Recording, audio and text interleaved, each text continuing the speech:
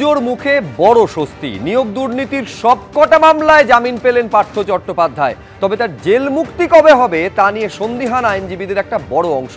আবার অন্যদিকে শহরে এসে ফের সোনার বাংলার ডাক দিলেন অমিত শাহ, জানিয়ে রাজনীতি চলছে জোর কদমে। আবার এই পুজোর বাংলাতেই শহরের একাংশের জল যন্ত্রণা আজও বহাল। আগামী 1 ঘন্টায় তা নিয়ে আলোচনা চলবে, কিন্তু শুরুতে আজকের বিষয়। প্রাথমিকে দুর্নীতি মামলাতেও জামিন, কবে জেল মুক্তি সংশয়ে আইনজীবীরা।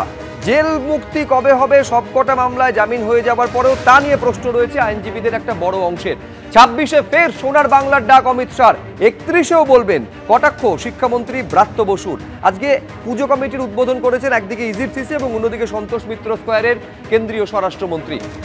বিদ্যাসাগরকে শ্রদ্ধার্ঘ্য অমিত শাহর, মূর্তি ভাঙার প্রসঙ্গ তুলে খোঁচা অভিষেক বন্দ্যোপাধ্যায়ের। 10 মিনিট দূরেই তো বিদ্যাসাগর কলেজ ছিল, কেন গেলেন না? এই প্রশ্ন আজকে তুলেছেন অভিষেক বন্দ্যোপাধ্যায়। কিন্তু নিঃসন্দেহে আজকের দিনের অত্যন্ত গুরুত্বপূর্ণ খবর যে সমস্ত মামলায় জামিন পেয়েছেন পার্থ চট্টোপাধ্যায়। পুজোর আগে মুক্তি নয় পার্থ চট্টোপাধ্যায়ের। আরো বিস্তারিত আমরা জানবো, এই নিয়ে সরাসরি কথা বলবো। সৌভিক মজুমদার আমাদের প্রতিনিধি রয়েছেন। সৌভিক, এক তো হচ্ছে কোর্টে আজকে কি হলো, যেহেতু সবকটা মামলায় জামিন হয়ে গেল প্রাক্তন শিক্ষামন্ত্রীর, কোর্টে কি হলো, তাহলে জেল থেকে কবে বেরোচ্ছেন প্রাক্তন শিক্ষামন্ত্রী?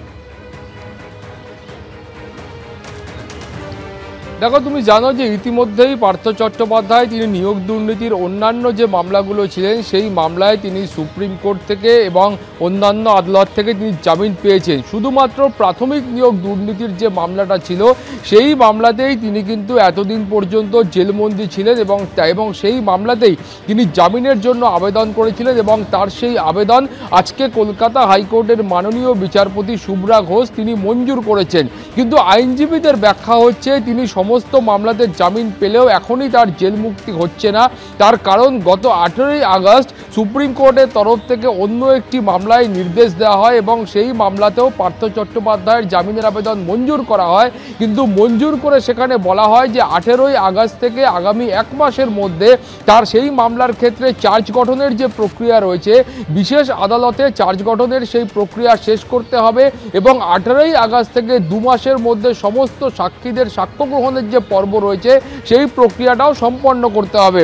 এখন তুমি জানো যে ইতিমধ্যে 26শে সেপ্টেম্বরের মধ্যে, অর্থাৎ যে 26শে সেপ্টেম্বর আছে তার মধ্যে তোমার এই গোটা যে প্রক্রিয়া ছিল তার মধ্যে চার্জ গঠনের প্রক্রিয়াটা সম্পন্ন হয়েছে। কিন্তু তার পাশাপাশি এখনো পর্যন্ত সাক্ষ্য গ্রহণের যে প্রক্রিয়া সেটা কিন্তু সম্পূর্ণভাবে শেষ হয়নি। ফলে এই প্রক্রিয়াটা শেষ না হলে তার কিন্তু এই মুহূর্তে জামিন হচ্ছে না, অর্থাৎ তিনি জেল থেকে বেরোতে পারছেন না। এটাই কিন্তু পার্থ চট্টোপাধ্যায়ের আইনজীবীরা জানাচ্ছেন। আমি আপাতত তোমাকে থামালাম। পার্থ চট্টোপাধ্যায়ের আইনজীবী সংঘমিত্রা মৃধা, তিনি আজকে এই জামিন নির্দেশের পর তিনি কি বলছেন দেখুন। এই ম্যাটারটাতে উনি বেল পেয়ে গেছেন, কিন্তু আরেকটা ম্যাটার পেন্ডিং আছে যেটা কিনা honourable supreme court of India বলেছেন যে 2 মাসের মধ্যে ট্রায়াল শেষ করতে হবে।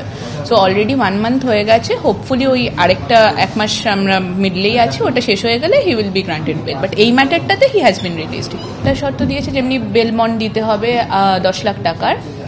আর এটা ছাড়া বলেছে ট্রায়াল কোর্টের নির্দেশ ছাড়া এই ট্রায়াল কোর্টের জুরিসডিকশনের বাইরে না যেতে হবে। তো যতবার বাইরে যাবেন তো he will have to take the prior permission of the honourable trial court. Passport জমা দিতে হবে আর ফোন নাম্বার আইওকে ইনভেস্টিগেটিং এজেন্সিকে জমা দিতে হবে। আর ওনাদের না জানিয়ে ফোন নাম্বার চেঞ্জ করতে পারবেন না।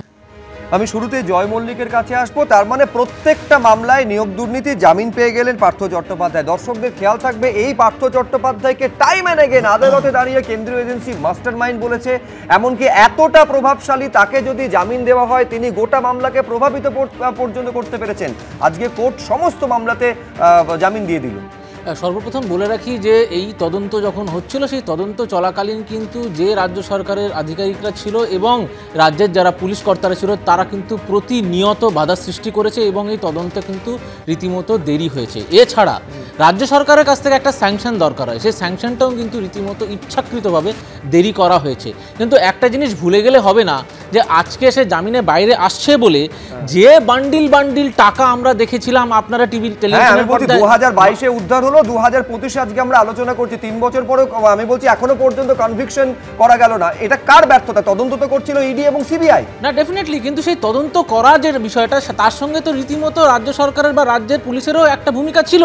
সেই যদি ব্যাপারটা রাজ্য সরকারের পুলিশ কতগুলো মামলার ক্ষেত্রে, তার মানে আমি বলছি ইডি সিবিআই প্রিমিয়ার দুটো এজেন্সি এইটা এক্সপেক্ট করে তারা তদন্ত করবে, সমস্ত বিরোধী শাসিত রাজ্যে পূর্ণ সহযোগিতা পাবে, মানে এইটা কি এক্সপেক্ট করে তদন্তে নামে নাকি? সুপ্রিম কোর্ট যখন বা কলকাতা হাইকোর্ট যখন ইডি বা সিবিআই কে তদন্তে নির্দেশ দেয় তখন এইটা তারা বলে রাখে যে তদন্তে কোনো রকম যদি অসহযোগিতা থাকে তার মানে তদন্তে দীর্ঘসূত্রিতা আসতে পারে। না ডেফিনেটলি নয়, কিন্তু এই জায়গাটা পুরো ঘটনাটা তো আলাদা।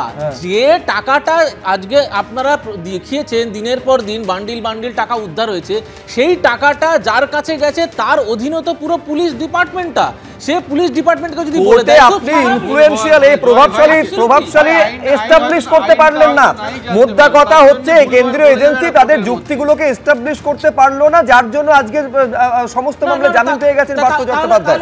কিন্তু হ্যাঁ, আমি উল্টো দিক থেকে আসবো, মণিশঙ্কর চট্টোপাধ্যায় কিন্তু সব মামলা জামিন পেলেও মনিদা এখনই জেল মুক্তি কিন্তু পার্থ চট্টোপাধ্যায়ের হচ্ছে না। প্রবলেমটা কি হয়, মানে আমি যদি কোনো একটা দলকে সাপোর্ট করি, আমাকে যদি বলতে বলে আমি ভুল হলেও আমি বলে যাব, এই জিনিসটা করাটা খুব একটা ঠিক নয়। আমি বলছি যেটা ঘটনা সেটাই। আমি বলছি যে কোনো মামলাতে যখন জামিন হয় তার একটা কন্ডিশন না থাকলেও একটা কন্ডিশন থাকেই সিআরপিসিতে, আবার উল্টো করে যে কন্ডিশনগুলো থাকে তার থেকে কিছু অ্যাডিশন কন্ডিশন কোর্ট থেকে দেয়। যেমন সুপ্রিম কোর্টের কথাটা হলো, এই কন্ডিশনগুলো আমাদের বইয়ে নেই, যেগুলো জেনারেল কন্ডিশন সেগুলো কোর্ট দিয়েছে, তার মানে কন্ডিশনের জন্য তিনি বেরোতে পারছে না।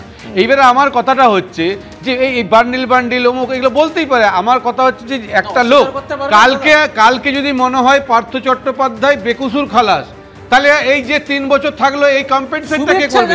আমি বলছি না পার্থ চট্টোপাধ্যায় দোষী নয়, একবারে বলছি না, কিন্তু ক্যালাসনেস অফ দ্য ইনভেস্টিগেশন অফিসার যদি এইরকম জায়গায় যায় তাহলে দেখা যায় কালকে তিনি অ্যাকুইটাল হলেন। ঠিক যেমন ভাবে এক সেকেন্ড আমি বলছি, ঠিক যেমন ভাবে কলকাতা পুলিশের করা তদন্ত এবং যে তদন্তে সারদা মামলার 3টি কেসে সুদীপ্ত সেন এবং দেবযানী মুখোপাধ্যায় বেকসুর খালাস হয়েছেন, সেরকম আমি বললাম তো জয়কে, সেজন্যই বললাম যে কিছু বলতে হবে মানে বিরুদ্ধে বলতে হবে এটা নয়। কলকাতা পুলিশ হোক আর সিবিআই হোক আর ইডি হোক, যদি মনে হয় যে তার বেকসুর খালাস হলো দরকারটা কি ছিল? আর যদি আগেই জামিন পেয়ে যেত, প্রশ্ন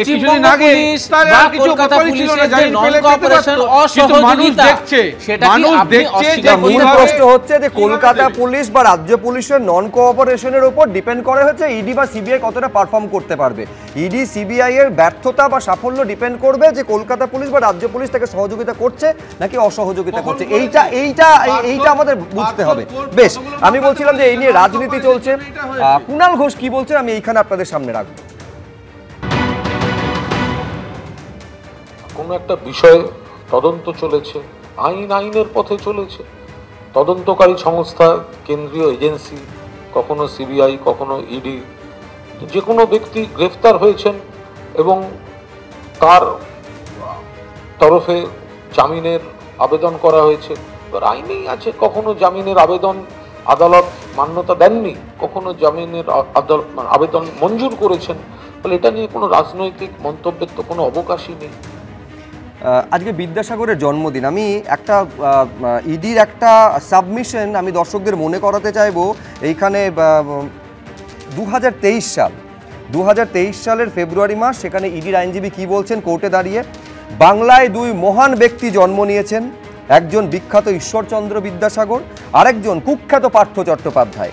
একজন বাংলার শিক্ষা ব্যবস্থাকে 100 বছর এগিয়ে নিয়ে গেছেন, আরেকজন বাংলার শিক্ষা ব্যবস্থাকে 100 বছরের পিছিয়ে নিয়ে গিয়ে ধ্বংস করে দিয়েছেন। এই রকম পার্থ চট্টোপাধ্যায় যে শিক্ষা ব্যবস্থাকে ধ্বংস করে দিয়েছেন বলে ইডি মনে করছে, সেই পার্থ চট্টোপাধ্যায় আজকে সম্পূর্ণ জামিন পেয়ে যাচ্ছেন। সিপিআইএম এর মুখপাত্রের কাছে আমি যেটা বলছিলাম সেটা হচ্ছে যে বিদ্যাসাগরের জন্মদিনে দাঁড়িয়ে আমাদের এমন কিছু বিষয় নিয়ে আসলে আলোচনা করতে হচ্ছে যা বিদ্যাসাগরের অপমান ছাড়া অন্য কিছু নয়। এই পশ্চিমবঙ্গে দাঁড়িয়ে আজকে যে বাংলায় বিদ্যাসাগর জন্মেছিলেন সে বাংলা এখন বাল্যবিবাহের জন্য ক্রমশ সামনের সারিতে এগিয়ে চলেছে। যাকগে, এখন আমাদের কথা হচ্ছে, আমি শুনছিলাম তৃণমূল আর বিজেপি অনেকগুলো কথা বলছিল, অনেক কথা বলছিল। এখন মুশকিলটা হচ্ছে এটা তো সিবিআই আর ইডির অপদার্থতা, যে অপদার্থতার জন্য আসলে বেল পেয়ে গেল পার্থ চ্যাটার্জি। এবং আমাদের রাজ্যে সিবিআই আর ইডির ক্ষেত্রে যদি আমরা দেখি, কোনো মামলা আজ পর্যন্ত শেষ করতে পারেনি। তৃণমূল কংগ্রেসের বিরুদ্ধে করা কোনো মামলা, তৃণমূল কংগ্রেসের সরকার, তৃণমূল কংগ্রেসের নেতা মন্ত্রী কারোর বিরুদ্ধে করা কোনো মামলা সিবিআই আজ পর্যন্ত শেষ করতে পারেনি, ইডি আজ পর্যন্ত শেষ করতে পারেনি।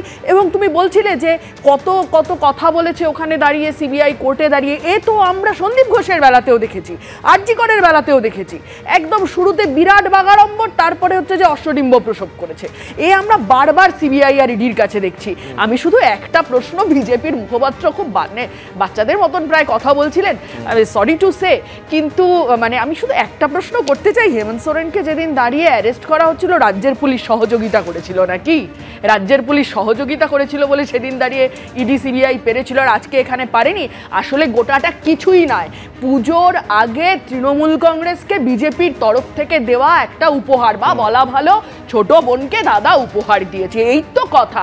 বাংলার শিক্ষা চুলোয় যাক, কিচ্ছু যায় আসে না, ওদের সেটিং বজায় থাকবে, তার জন্য দাঁড়িয়ে সিবিআই আর ইডি কোনো মামলা শেষ করতে পারে না। এই দেখুন, রাজনীতিতে এক একটা পদক্ষেপ বা এক একটা ঘটনার তো অনেক ইঙ্গিত থাকে, এবং অনেকটা তার বহু প্রসারিতার সুদূর প্রসারিতার ফলও অনেক সময় দেখা যায়। আমি জানি না কোনো সম্পর্ক রয়েছে কিনা। একদিকে যখন এই যে কোর্ট আজকে এই প্রাথমিকে নিয়োগ দুর্নীতি মামলায় জামিন দিচ্ছে, ঘটনাচক্রে গতকাল আপনারা জানেন যে দুটো ঘটনা, একটা হচ্ছে অভিষেক বন্দ্যোপাধ্যায়ের সঙ্গে গুরুত্বপূর্ণ বৈঠক শোভন চট্টোপাধ্যায়ের হয়েছে এবং আজকে জামিন পাচ্ছেন পার্থ চট্টোপাধ্যায়। আগামী দিনে কোনো প্রভাব রাজনীতিতে পড়বে কিনা সে তো সময় বলবে, কিন্তু এই ঘটনা নিয়ে রীতিমতন, অর্থাৎ পার্থ চট্টোপাধ্যায় জামিন নিয়ে রাজনীতি জোর কদমে চলছে।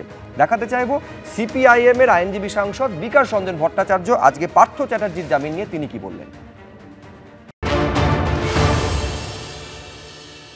এটা একটা স্বাভাবিক আইনি প্রক্রিয়া। একজন বিচারাধীন বন্দী বেশি দিন তো থাকতে পারেন না, সেক্ষেত্রে তিনি প্রায় 3 বছরের উপর আছেন। এখন তদন্ত শেষ,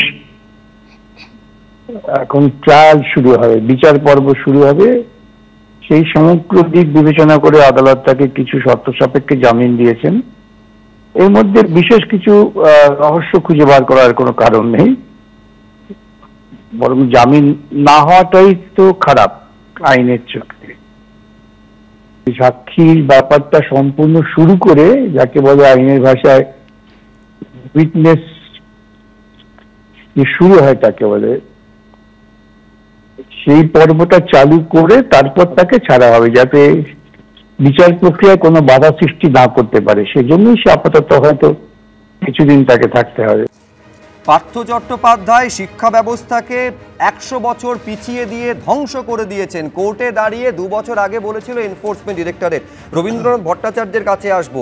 এই দুর্নীতি মামলায় আমি দর্শকদের মনে করাবো, গ্রুপ সি, গ্রুপ ডি, 9, 10, 11, 12 এই দুর্নীতি মামলায়, যে মামলায় 26,000-এর চাকরি চলে গিয়েছে, সেখানে সিস্টেমিক করাপশন তৎকালীন প্রাক্তন প্রধান বিচারপতি ডিওয়াই চন্দ্রচূড় বলেছিলেন, অর্থাৎ দুর্নীতি যে হয়েছে রবীন্দ্রনাথ বাবু এইটা প্রতিষ্ঠিত, কিন্তু দুর্নীতি করলোটাকে সেটা এখনো পর্যন্ত প্রতিষ্ঠা করা গেল না। উল্টে পার্থ চট্টোপাধ্যায় জামিন পেয়ে গেল। এই বছরই 7ই আগস্ট সুপ্রিম কোর্ট, মহামান্য সুপ্রিম কোর্ট বলেছে যে ইডি সাকসেস রেট নাকি সাংঘাতিক, মানে নাকি নয়, ইডি সাকসেস রেট পুয়ার, এই কথাটা ইউজ করেছেন, পুয়ার সাকসেস রেট, এই কথাটা তারা বলেছেন। সিবিআই এর সাকসেস রেট সারা ভারতের 70%-এর কাছাকাছি। পশ্চিমবঙ্গের কোনো ডেটা নেই, কিন্তু আমরা পরিষ্কার, মানে যেটুকু ডেটা আমরা নিজেরা চোখের সামনে অভিজ্ঞতা থেকে দেখতে পাচ্ছি, তার থেকে বুঝতে পারছি 0 বা ম্যাক্সিমাম হলে 1%, যেটুকু তারা ওই ধরা পড়ছে, তারপরে বেল পেয়ে যাচ্ছে, ছাড় পেয়ে যাচ্ছে।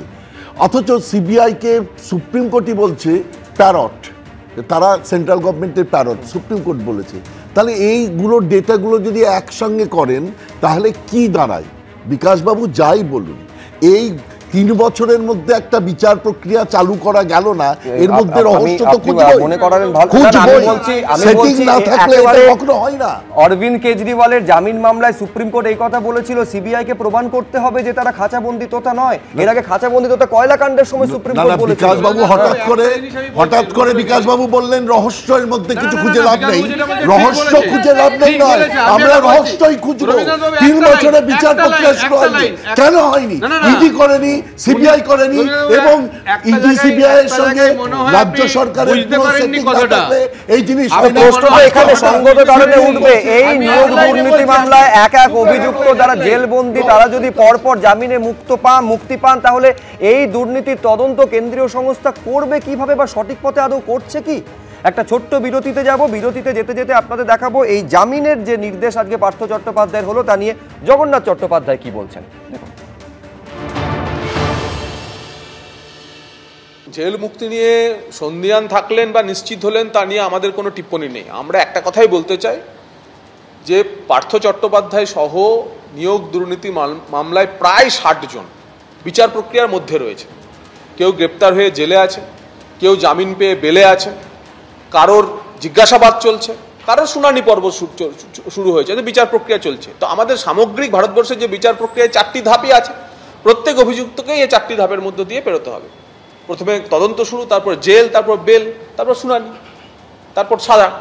এই প্রক্রিয়াতে যেতে হবে। পার্থ চট্টোপাধ্যায় এখন যদি জামিন পান, এরপরে তার বিচার প্রক্রিয়ার মধ্যে যাবেন, তারপর তিনি হয় মুক্ত হবেন অথবা সাজাপ্রাপ্ত। নিয়োগ দুর্নীতি মামলার সবকটি মামলায় পার্থ চট্টোপাধ্যায়ের জামিন কি আসলে তদন্তকারী সংস্থা হিসাবে সিবিআই বা ইডির ব্যর্থতা, নাকি এর পেছনে রয়েছে কোনো আন্ডারস্ট্যান্ডিং, যেমনটা সিপিএম এর তরফ থেকে অভিযোগ করা হচ্ছে বা বিরোধীদের তরফ থেকে অভিযোগ করা হচ্ছে? নিঃসন্দেহে সেদিকে নজর থাকবে। এবং নজর থাকবে অমিত শাহ আজকে যে কথা বলে গিয়েছেন এবং যে পাল্টা অভিষেক বন্দ্যোপাধ্যায় যে কথা বলে গিয়েছেন, তার রাজনীতি চাপানুতর চলছে। এবং চন্দ্রনাথ সিনহা তিনি আজকে ইডি দফতরে হাজিরা দিয়েছেন। সব নিয়ে আমরা একটা ছোট্ট বিরতি নেব। বিরতির পর এই আলোচনায় ফিরব।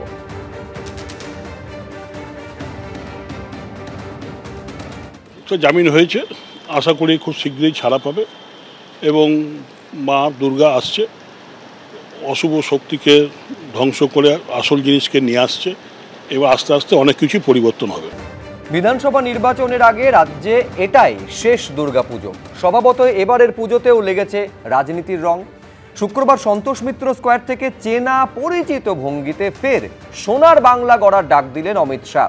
পাল্টা বিজেপি শাসিত রাজ্যগুলির উদাহরণ টেনে এনে কেন্দ্রীয় স্বরাষ্ট্রমন্ত্রীকে খোঁচা দিয়েছে তৃণমূল।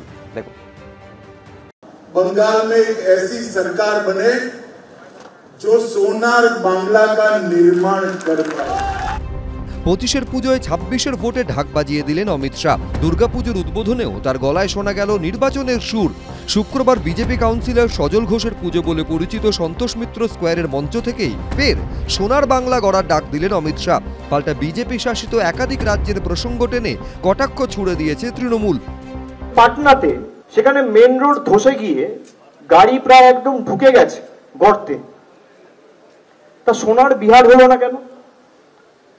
উত্তরপ্রদেশে তপশিলি জাতি উপজাতি মহিলাদের উপর নরকীয় অত্যাচারের ঘটনা আমরা দেখেছি।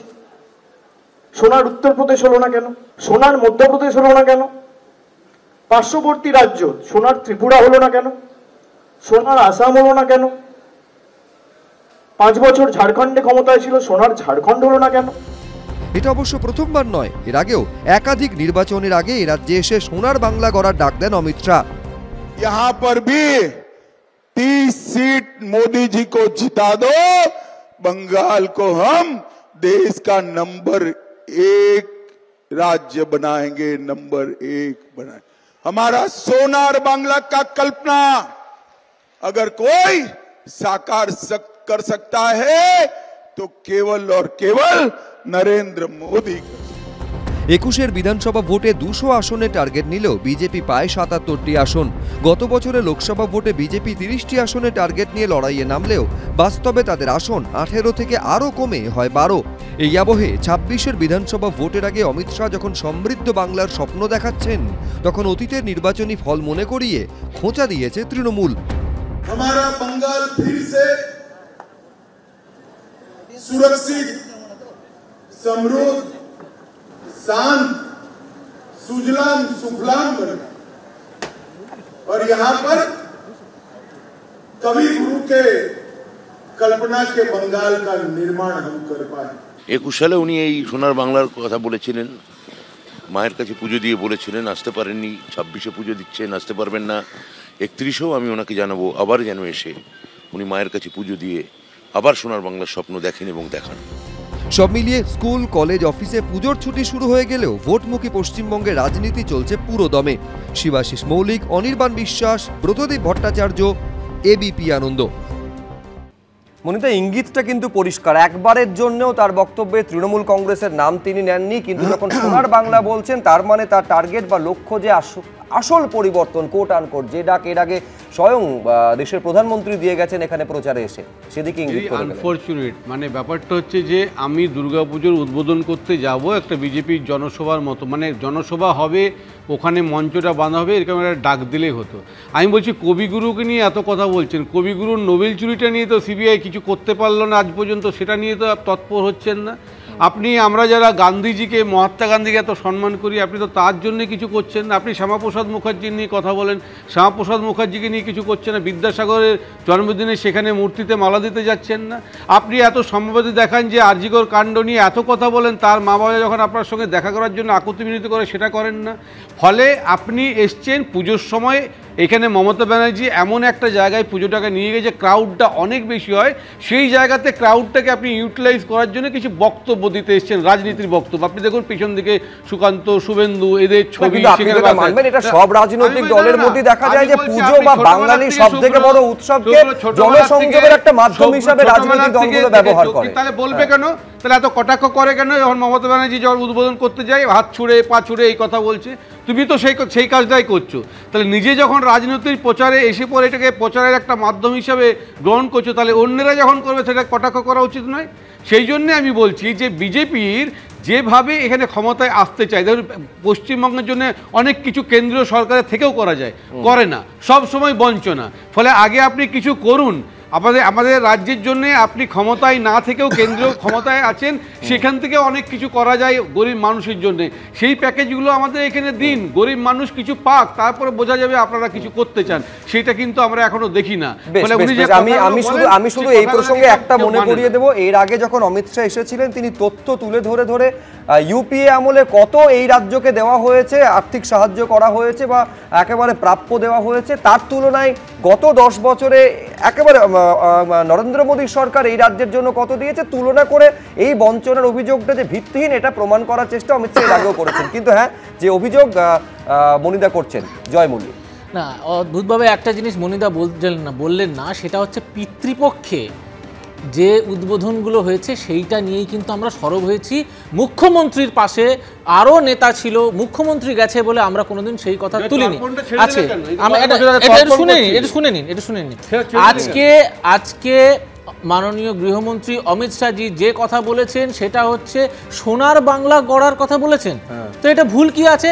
আজকে যে নেতা আপনার রিয়াকশন দিচ্ছে, না আজকে সোনার বাংলা যদি এই তৃণমূলের নেতাদের হাতেই হতো, তাহলে আজকে কয়লা আর সোনার ফারাক যারা বোঝে না, আজকে যারা সারাদিন কয়লা করে, তাদের কাছে আপনি সোনার বাংলার কি করে এক্সপেকটেশনটা করছেন? আমি বলছি ডাবল ইঞ্জিন তো একাধিক রাজ্য রয়েছে, কটা রাজ্য সোনার হয়েছে সেই প্রশ্ন তো অভিষেক বন্দ্যোপাধ্যায় আজকে তুলেছেন। উনি প্রশ্ন করতে পারেন, কিন্তু আমরা তো প্রমাণিত করেছি। আজকে বলেন যে আপনি যে বলেন ফান্ড, আপনি যে টাকার কথা বললেন যে কেন্দ্রের টাকা আসছে, আমরা তো বারবার বলছি যে কেন্দ্রের যে টাকা আসছে আপনি কালকে ইউসি দিন, ইউটিলাইজেশন সার্টিফিকেট দিন, পরের এক সপ্তাহের মধ্যে ওর নেক্সট ইনস্টলমেন্ট আনার দায়িত্ব আমাদের। আমি তোমাকে একটা কথা বলছি জয়, আমি মূল বিষয় হচ্ছে কেন্দ্রীয় বঞ্চনার অভিযোগ তো আজকে প্রথম আসছে না, এর আগেও আসছে এবং বারে কেন্দ্র থেকে ইউসি বা ইউটিলাইজেশন সার্টিফিকেটের কথা বলা হচ্ছে। তারপরেও 200 ইসবার 200 পার বলে 77-এ তোমরা থমকে গেছো, 2024-এ 30টা টার্গেট রেখে 18 থেকে কমে 12-তে নেমে গেছে। মানে বারবার সোনার বাংলা ডাক দেওয়া হয় ঠিকই, কিন্তু মানুষ কার্যত তৃণমূলের দিকেই বারে তাদের সমর্থনটা জুগিয়ে গিয়েছে। মানে এবারেও তার পুনরাবৃত্তি হবে না তো? টার্গেট তো বড় থাকবে। যে পার্টি 3 থেকে 77 হয়েছে সেই পার্টি 77 থেকে আজকের দিনে কেন 177 থেকে কমে 12 হয়েছে না? আজকে 3 থেকে 77 হয়েছে, সেটাও তো কাউন্ট করতে হবে। আমরা আমি বলছি 21 নেব নাকি 24 নেব? না, একটা জিনিস বলো, আজকে আমরা বিধানসভা নির্বাচন নিয়ে আলোচনা করছি, 2026-এর নির্বাচন বিধানসভা সেই নিরিখে যদি ধরি যে পার্টি 3 থেকে 77 রয়েছে সেই পার্টি 77 থেকে 177 হতে পারবে না কে বলেছে? আর দ্বিতীয়, বারবার যখন কেন্দ্রের বঞ্চনা হচ্ছে আমরা তো বলছি ভাই টাকা দেওয়া হয়েছে, টাকার হিসাবটা তো দিতে হবে। তুমি যে টাকা দেওয়া হয়েছে, যে খাতে দেওয়া হয়েছে সেই খাতে খরচা করো, কোনো অসুবিধা নেই। তুমি সেই টাকা নিয়ে তুমি খেলা মেলা ক্লাব করবে, তারপরে তুমি টাকার হিসাব দেবে না দিনের পর দিন, এটা তো হতে পারে না। আমরা বারবার বলছি। আমি মধুজা সেন রায়ের কাছে আসার আগে নিঃসন্দেহে রাজনীতির একটা বিষয়, যেমন অমিত শাহর বলা সোনার বাংলা আবার ডাক দিয়েছেন, তেমনি বিদ্যাসাগরের প্রতি শ্রদ্ধা জ্ঞাপন করেছেন, যেটা নিয়েও রাজনীতি হয়েছে। সরাসরি নিশানা করেছেন অভিষেক বন্দ্যোপাধ্যায় 2019-এ মূর্তি ভাঙার প্রসঙ্গ উত্থাপন করে কেন বিদ্যাসাগর কলেজে এসে ক্ষমা চেয়ে গেলেন না, এই প্রশ্ন আজকে অভিষেক বন্দ্যোপাধ্যায় অমিত শাহকে উদ্দেশ্য করে তুলেছেন। কি বলেছেন অমিত শাহ, কি বলেছেন অভিষেক বন্দ্যোপাধ্যায়? পরপর आज महान शिक्षाविद और समाज सुधारक वंदनीय ईश्वर चंद्र विद्यासागर का भी जयंती। इन्होंने न केवल बंगाल,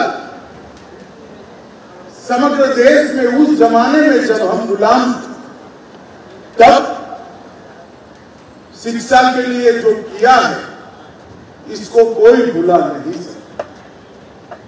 बंगाली भाषा, बंगाल की संस्कृति, बंगाल के व्याकरण और महिलाओं की शिक्षा के लिए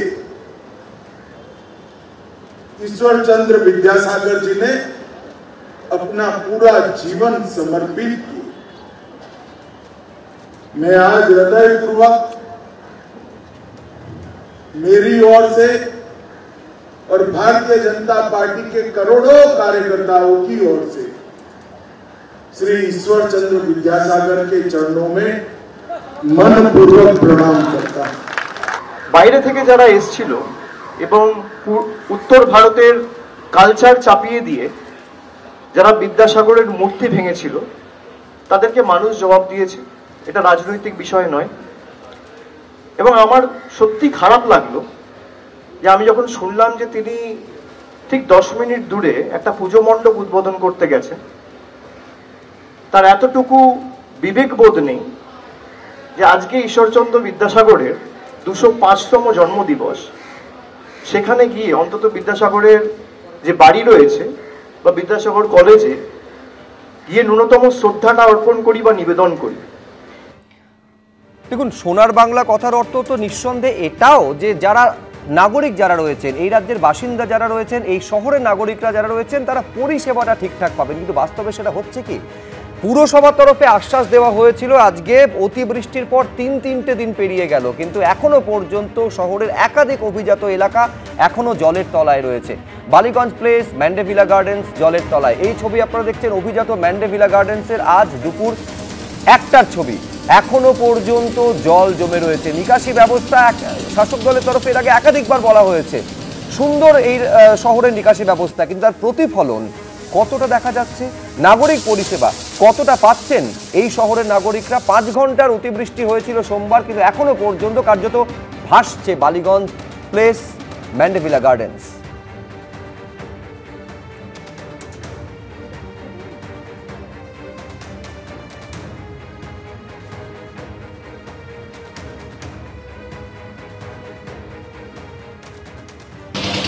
যে জায়গায় দাঁড়িয়ে রয়েছে এটা হচ্ছে বালিগঞ্জের ম্যান্ডেভিলে গার্ডেন, এবং বালিগঞ্জের ম্যান্ডেভিলে গার্ডেনে এখানে কিন্তু জেনারেটরের সাহায্যে এখানে পাম্প চালানো হচ্ছে, পাম্প চালিয়ে জল বার করা হচ্ছে।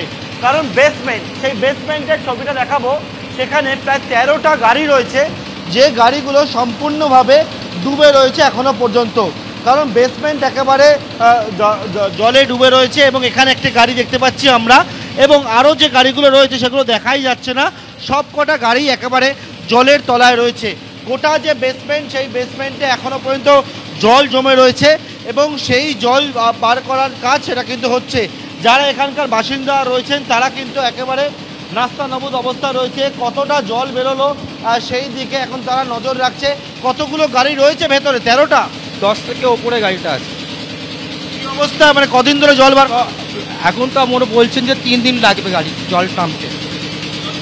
পার করতে 3 দিন লাগবে। এই হচ্ছে সোনার বাংলার নিয়ে যে চাপানুতর চলছে সেই বাংলার রাজধানীর একটা অংশের ছবি। মধুজা, না, আমি প্রথমেই বলবো যে আমাদের শুধু কলকাতা শহর নয়, গোটা বাংলার একাধিক এলাকা জলের তলায় চলে গেছে। আমরা জানি বর্ষাকাল এলে নদী ভাঙন আমাদের এখানে এবং ঘাটার মাস্টার প্ল্যানের অবস্থা আমরা জানি।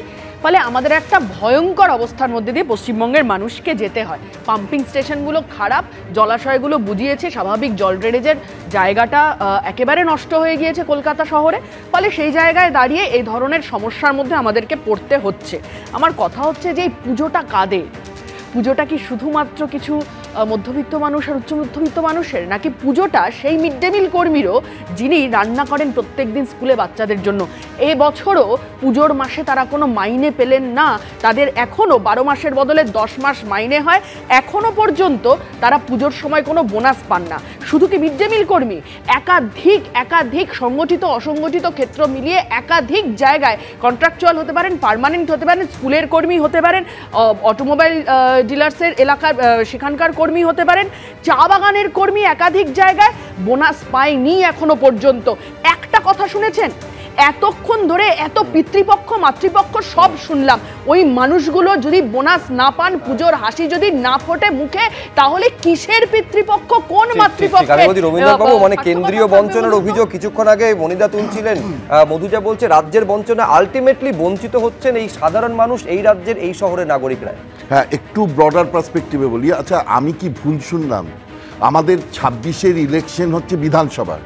অমিত শাহজি এসে বললেন যে আপনারা আমাকে 30টা আসনে জেতান, মানে উনার লক্ষ্য 26-এর ইলেকশন নয়। না না না, সেটা পুরনো বক্তব্য ছিল, সেটা 2024-এর জন্য। আর 2024-এর জন্য যখন বলেছেন, তখন 30 বলে 12তে নেমেছেন। আচ্ছা, এই যে সোনার বাংলার কথা বলছেন, একদিকে আপনি দেখাচ্ছেন সোনার বাংলায়, এটা তো ঠিক কথা যে কিভাবে আমরা জলের তলায় চলে গেছি, এই 5 ঘন্টার বৃষ্টিতে আমরা দেখতে পাচ্ছি।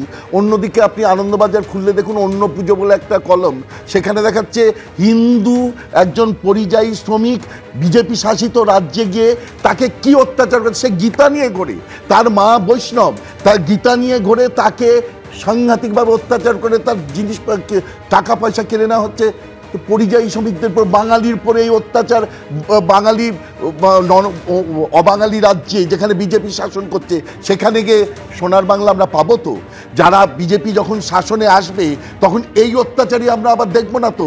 যে যারা এই যে অত্যাচারগুলো বাইরে করছে তারা এবার বাংলার ভিতরে এসে করবে। অর্থাৎ কোথায় আমরা যাচ্ছি আমি তো বুঝতে পারছি না।